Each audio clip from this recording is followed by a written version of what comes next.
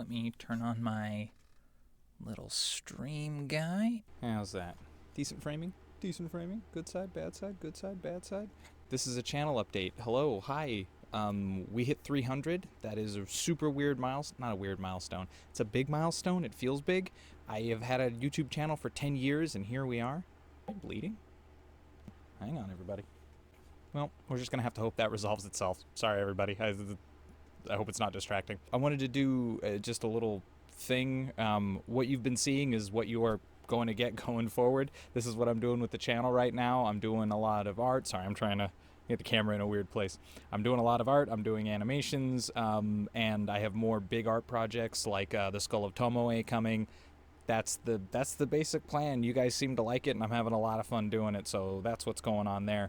I thought I'd try to answer some questions. There aren't that many of you, so of course there aren't that many questions, but we did get one, and I'll answer it in a bit. So first, I just wanted to ask, like, the basic stuff that people ask all the time, like what's my equipment and blah blah blah, my background, and I'm a digital artist and a traditional artist. I do all the kinds of art. It's a borderline sickness. Whenever I find a new medium, I need to get involved in it and see if I can do it. Don't know why.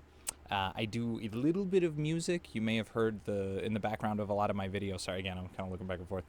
In the background of a lot of my videos, you'll hear some like very simple music. The like recent art ones, not older ones. I had like non-copyright music for, but recently I've been using my own sort of simple melodies and stuff to, give things a little bit of noise. Art. Yeah, I've just been drawing forever. I do this now. I've been drawing professionally for a few years. Yeah, I still have a second job. I'm not like a upper echelon artist. You can see that by the quality of my work. I just like what I do.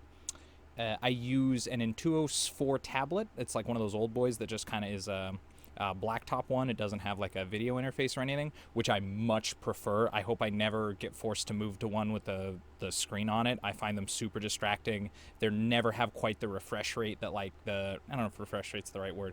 They're not as crisp. They're not as fast. It's this little digital difference compared to like the analog nature of the one that I have. I hope I never have to give it up. But anyway, that's what I use. My art program is Clip Studio Paint, which I adore. It's the best art program I've ever used. I happily endorse them. I will never use another one unless technology just runs away from me and I have to. It's too good. If they make a new version of it, I'm not going to buy it because the one that I have I can use forever. I have nowhere even near the potential that it has. But yeah, Clip Studio Paint, I'm a big fan. I've been using it a long time. One of the people who taught me digital art used it, so I started picking it up, or I picked it up then so that it'd be easy to translate the stuff that I was being taught, and I just fell in love with it. What's going up in the future, like what's happening on the channel next. I have a really big project based on a video game so we'll see how that goes. I don't want to give away the whole thing on that, but it's probably going to be long. It's going to be longer than the Skull for sure, but I'm going to try to make it like dense with material. If I was a smarter person, maybe I would make it as a number of smaller videos, like in a series, but I just feel like it's going to work as one kind of brick. So I'm going to try that, and hopefully that'll be cool and fun and entertaining all the way through. I'm going to try to write it very without that much meat. A lot of the times I feel like my trouble I have with my own humor is that it's very, very fatty. Like I go real wide. I tell these very long kind of rambling jokes, which I love and will never stop doing. But for the purposes of certain scripted content, like it behooves me to be able to do the opposite as well. I think it's helpful. What is my background? My madman scrawling's back here. I have a bunch of whiteboards. You can kind of see it's just shelves. This down here is more shelves in that direction. Where's my... Every direction from you, I'm in a room that's nothing but square brick shelves. That's just how I live my life. I find it convenient to keep my things and myself that way. The whiteboards, I like to not lose good ideas. I'm an idea machine. They're not all good. In fact, most of them are terrible, but I find it fun to... if I come up with something, anything, if I think it's funny or useful or a story or just whatever, if I think it's unique and worth exploring, I'll write it down. If it's like a quick thing, like a one-liner or like a line of dialogue that I think up and I don't have like a use for, I'll put it on my board up here, or sometimes just if I'll have like a concept for a joke. The top board is a whole nother thing, but we don't have time to explain that. It's useful for me. It's my motivation system that I use to keep myself productive, but it's a whole long story. You don't care. And then if I have longer ideas, I have no, you can't see, but just off screen here is a row of notebooks. So anytime I come up with something that I feel like I might want to write out, that's what I do there. So I just fill them up as I go, and they're just full of like odds and ends ideas and jokes and characters that I might want to explore later with something else. And then if I'm on the go somewhere, I'll try to write things on slips of paper or whatever.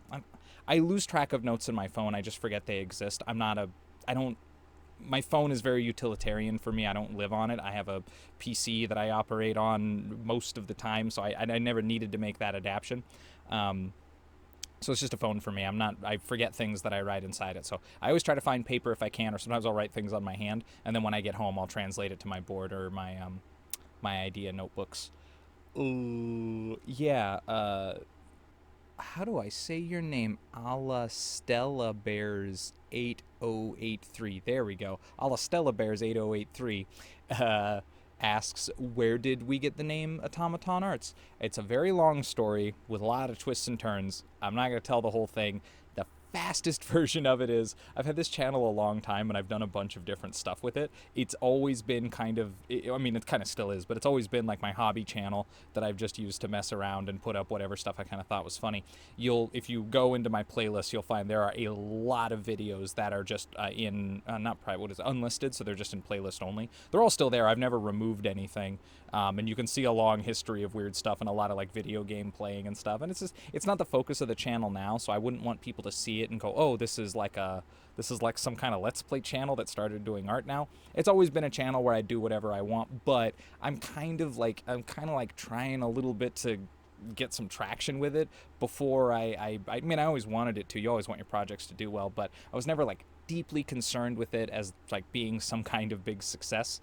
And not that I specifically am now, but it's like I'm getting traction. Things are kind of working. It would be irresponsible of me not to kind of do what I can to help that along. So, but I don't want to remove videos because I like them and I had a really good time making them.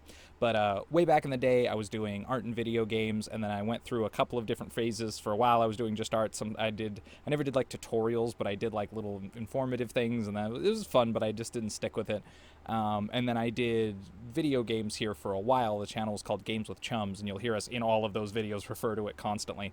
And then once we kind of broke away from that, there's a longer story to that, but once we stopped doing it, me and the other guy who I was doing most of the recording with, we split off and sort of did our own thing. He does like a dedicated Let's Play channel, and I'm over there all the time, so if you like that humor, I'll link him. You can see me over there, and you can get more of that.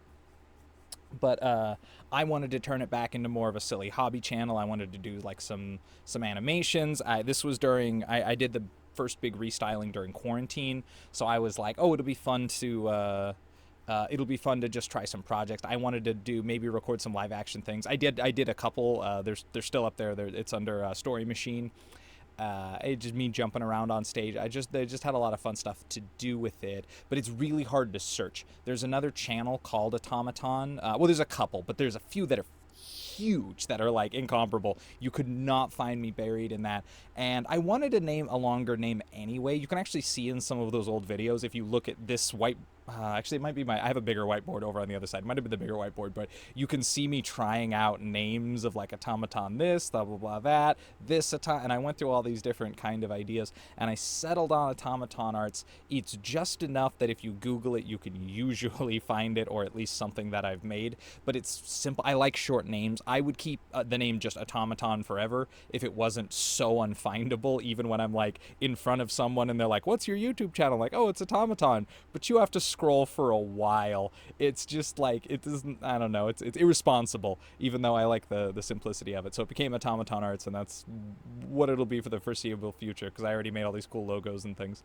And yeah, that's where the name comes from. It's very tied into history. If you want to know like the larger question of where like the theme of the channel comes from, that's like a whole longer story. I need to do a video on it. But of course, if you're just looking at any of the aesthetics or any of my art and stuff, there's like some sort of consistent threads that you can follow across.